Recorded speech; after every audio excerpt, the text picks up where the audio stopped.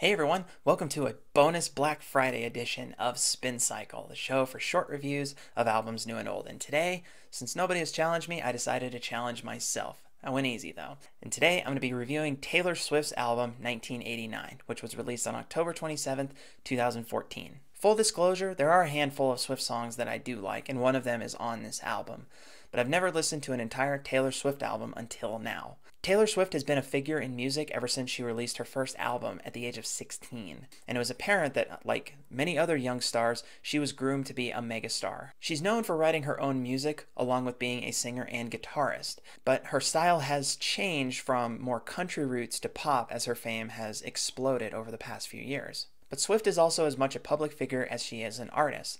She is a serial dater, and the aftermath usually ends up in the lyrics of her music, but she's also a philanthropist who does a lot of work out there with charities, specifically cancer charities, supporting the arts, things like that, to promote good things. So she is a good person. 1989 is the fifth studio album from Swift, following Red in 2012. The standard edition has 13 tracks, and there's various deluxe editions out there with as many as 19 tracks. The style shift from country is meant to be an homage to music of her birth year, 1989. Swift is the primary songwriter, along with producers Max Martin and Shellback. And this is a little weird to me that there are professional songwriters that are not in the band, but this is pretty common in pop music. Lyrically, the album has Swift's personal fingerprint without being as overt as it was in the past.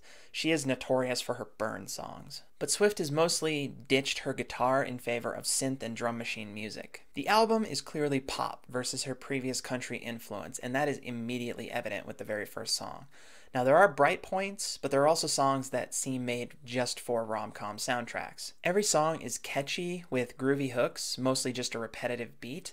Some, like How You Get the Girl, employ modern indie rock vocal elements. The quality, though, really comes down to the lyrics, which are mostly pretty good throughout the album. The refrains do get a little overused, which happens when you focus less on the music and more on the vocals.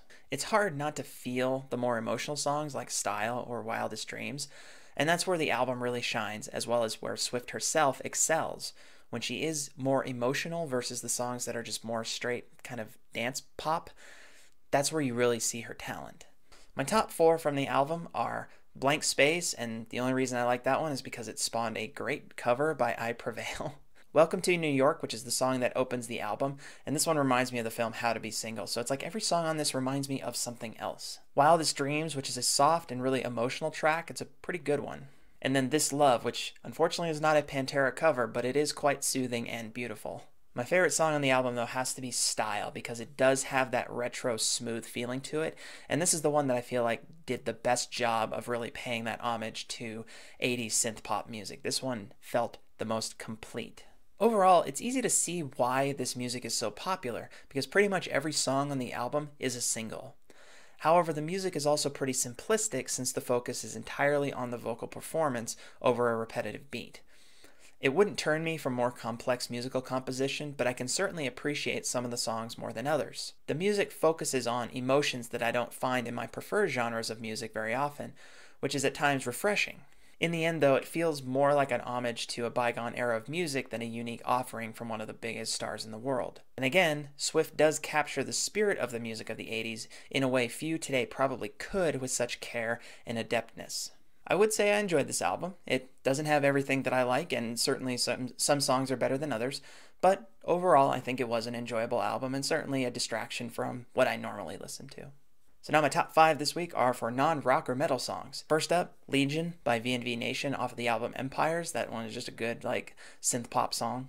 So What by Pink off of Funhouse. Poker Face by Lady Gaga off of The Fame. That one just, it gets stuck in your head, unfortunately. Legacy, the Junkie XL remix by Infusion off of That Was Audio Therapy Volume 2. This song is just fantastic. Track it down. This is amazing trance. And then from Taylor Swift herself, off of Fearless, Love Story. That one is actually the one song of hers that I really, truly enjoy. Let me know what you think of Taylor Swift's album 1989, whether you like it or if you think I was completely off base here, but then again, I'm coming at it from a completely different angle. And that does it for this episode of Spin Cycle, and I'll see you guys next time. Bye-bye.